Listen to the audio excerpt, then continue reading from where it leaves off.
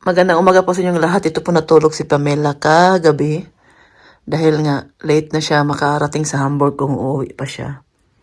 Hinatid na namin siya kanina ni Martin sa Bahnhof dito sa Plettenberg. At sabi kasi niya kahapon, hindi siya matutulog dito. Kaya dito ako nagsampay. Kasi po dito sa living room ni Uma, madaling matuyo yung mga nilabhan ko dahil nga malaki yung bintana. Doon kasi sa kusina, maliit lang yung bintana.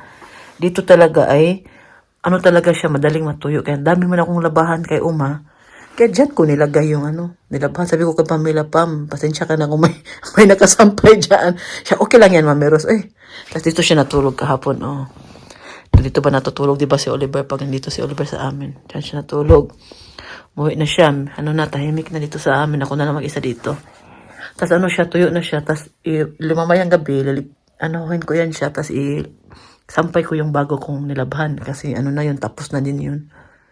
Kasi si Uma, ang dami po naming labahan ngayon kay Uma dahil si Uma sunod-sunod na kasi minsan po hindi namin na pag nakaihi siya na marami, umaano sa diaper niya, pumunta sa bed niya, kaya pag nangyari yun, palit na agad ng sa bed niya, tas daming kong labahan ngayon, inuna ko muna yung mga damit niya, mga towel, pagkatapos yun namang mga kumot niya, tsaka yung niya sa bed niya.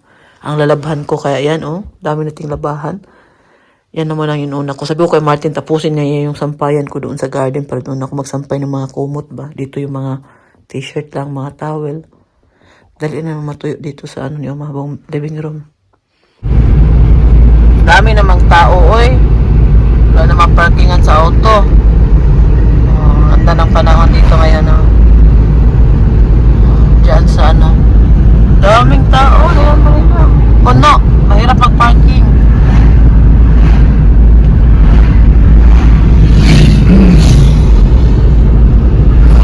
Station na.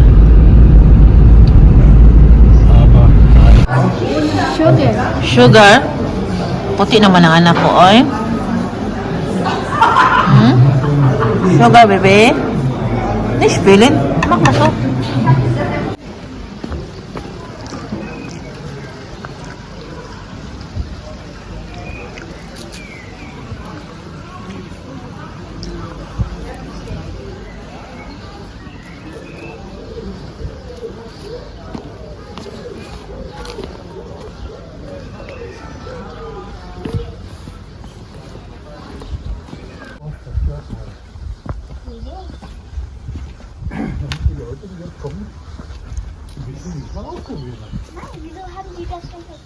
Tingnan po ninyo ang liit. Fiona? Fiona, das ist eine Kastel, Fiona. Da kannst du stehen da, guck mal, wie klein ist das. Stehen da vorne. Hina. Wow, du bist eine Prinzessin da, oder? Pasok si Fiona sa kanyang. Kannst einmal da reingehen und dann hier vorne wieder raus. Nee, von hier. Durch, hier durch. Hi, Fiona.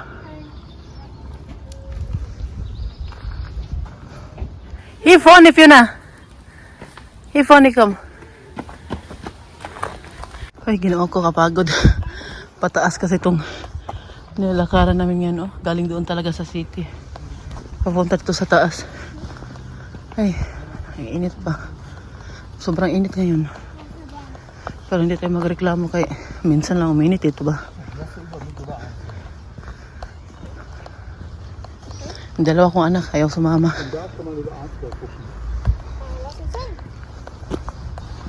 Ayaw sumama.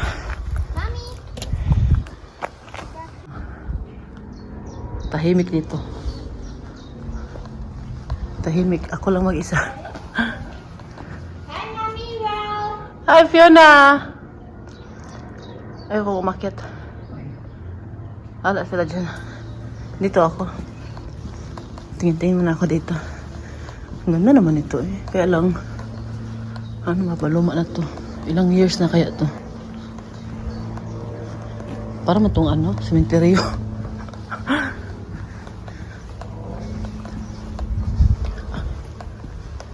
Yan. Ano po dito? Linggo ngayon. Happy Mother's Day po sa inyong lahat. Sa ating lahat ng mga nanay.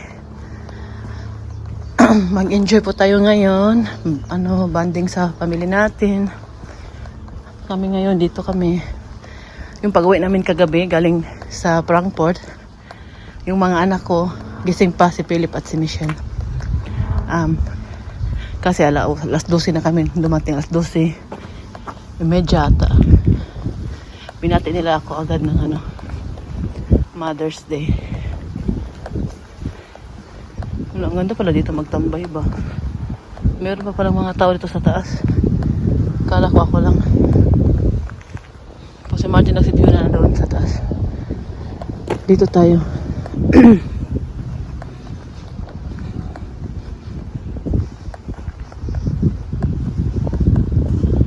Ang ganda naman ng kabinet itapon. Oh. Oh. Ang ganda kaya niyan. Posisyon.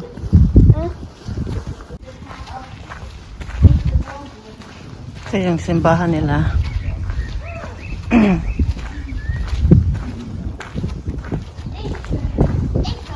Ang hirap naman ang dito winter ba? Winter dito, tas may snow. Kailangan may sasakyan ka talaga. Dito kami, magdi-dinner kami ngayon.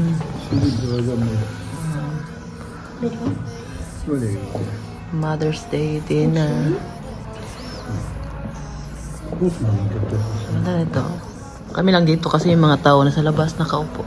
Ayaw namin sa labas kasi yung upuan nila hindi comfortable ba? Masakit sa puwet. Ayaw namin doon. Dito na lang kami. Ganda na ang panahon sa labas. Saka dito, gets aircon chat sa wala?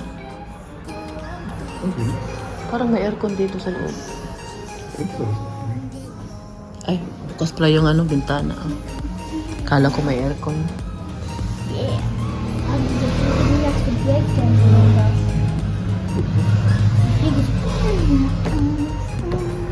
Schau, da hast du. Mach dich so nicht. Nein. Mach die nicht so was.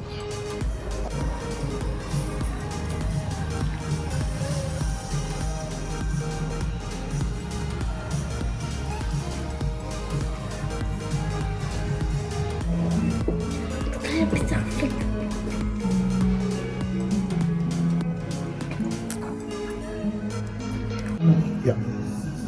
Wow. Eklig.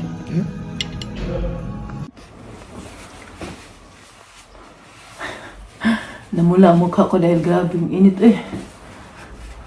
Nagbilat kami sa araw kanina. Yung mga German, takot sa init. Ikaw, madamay ka talaga na na. Pwede naman ako matakot sa init dito. Kaya minsan lang may mag-init ba? Hindi katulad sa Pinas na magpayong ka talaga pag mainit. Dito, hindi talaga ako nagpapayong kahit magsuot ng, sombrero. Inisan ko yung ko. Kaya naman kung maya na tayo. Pauwi na kami, magbayad na. Ihi mo na ako, tas bahay na dahil may pasok na bukas yung mga bata ulit.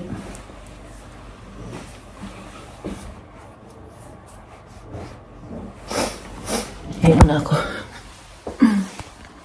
Naantok talaga yung mukha ko ba? Lang yung tulog ko, 3 oras lang. I got you and your vibes in my mind. I can't get them out, no matter how hard I try. I need you and your heart next to mine. Yeah, I'm all about keeping it you and I. When you're here, you spark chemical reactions. Your aura strikes like lightning. Got no words, I'm just drowning in attraction. Only one way to describe it. Uy, lakas naman ang hangin. Liparin man ako. Dala bulak-lak ko. Liparin man tayo sa hangin, uy. Uy, ang lakas talaga ng hangin ba? Hindi talaga ako nagbibiro. Ang sarap maglakad pag ganito. Mainit ang panahon, tas may hangin ba? Punta na ako sa eskwelahan ni Fiona, kukunin ko na siya. Naglalakad lang ako dahil si Martin, nagtrabaho po siya ngayon. Panghapon siya. Alas 12:30, alis na yan siya sa bahay. Yan, naglalakad ako. 1:30 pa kasi matapos si Fiona ngayon. Kaya lakad-lakad tayo. Okay lang. Ayan, maganda naman ang panahon. May pakita si Pina sa inyo. Wow, parang hindi pa siya Da mabukas. sind die richtig gewachsen. Ito. Kasi palagi yan siya nainitan eh. Ito hindi kasi. Oh. At itong kulay red. Ay, iba man to. Ah, schau mal. Hmm. Sieht schön aus, ne? Schön, Pina, ne? Leider können wir sie nicht mitnehmen, weil sonst kommen die Wespen und Bienen und dann werden sie Wo? die Wespen mit den Blumen, wenn wir So. sie hin mitnehmen, dann kommen die Wespen und die Bienen, weil die brauchen davon ja innen drin. Yeah, ano daw, yung buyog daw. Das sind Pumupunta dyan sa ano. Eh, hindi namin pwedeng tanggalin ang bulaklak. Hayaan lang daw dyan, sabi ni Fiona. Wow! Eh, grabe. Ang init po. Pero ang sarap ng panahon. Dito tayo magreklamo dahil Darf ich mal wieder versuchen? sobrang ano ba, sobrang ganda ng panahon kaysa sa malamig. Ano pala ngayon? Ganina pa ako nagbilat sa araw. Kaya naglakad lang ako papunta doon sa eskwelahan nila Fiona. Tapos pa uwi, sakay kami kay ayaw man niya maglakad. Pagod na kasi yan siya. Naintindihan ko rin dahil nga matagal siyang natapos ngayon sa eskwelahan nila mga laona medya na. Okay lang mag ano tayo. Gusto ni Fiona matuto na siya lang magbukas ng pinto. Kaya lang hindi niya kaya. Kaya matigas. Nog mal versuchen, Fiona. Und richtig fest. So, dann drücken. Hindi niya talaga kaya. Turuan ko siya. Ba't naman? Nandiyan na si Philip. Kauwi lang. Gutom agad. Kumain ng tinapay. Si Fiona naman, hindi pa tapos sa kanyang. Mama! Sige na. Sitsi na. Homework? Kainin ko muna itong mga bata na to eh. Kang kukulit. Let me wait one more. Ang request nila ngayon, panikoken. Gusto nilang kainin. Ito pa. Hello po, good morning po sa inyong lahat. Tingnan po ninyo, naka-ready na yung trabaho ko. Mag-ano ako dito, maglilinis pa. Tapos ito naman, labahan. Mga kumot yan, nadalhin ko pa yan sa baba. Ito, nakasampay na tayo ng mga nilabahan ko kahapon para damit ni Oma. Nandito lang kami sa bahay ngayon dahil nga nandito lang ako sa bahay pala ngayon dahil kinuha na ni Martin kanina si Fiona. Nandito pala kami ni Fiona sa labas. Ngayon, umuulan. Nag-grocery kami sa Rives. Oh, dalawang dalawang supot ang dala namin. Umuulan. Alakas pa ng kidlat kanina. Hinintay lang namin. Sasakay kami pa uwi. Malapit lang sana to sa amin ba? Kaya lang, ang lakas ng ulan. Dito na lang kami, magsakay na lang kami. Meron naman kaming ticket. Kahit nabasa si Fiona. Pauwi na tayo. Thank you for watching. For watching. Please like. Please like.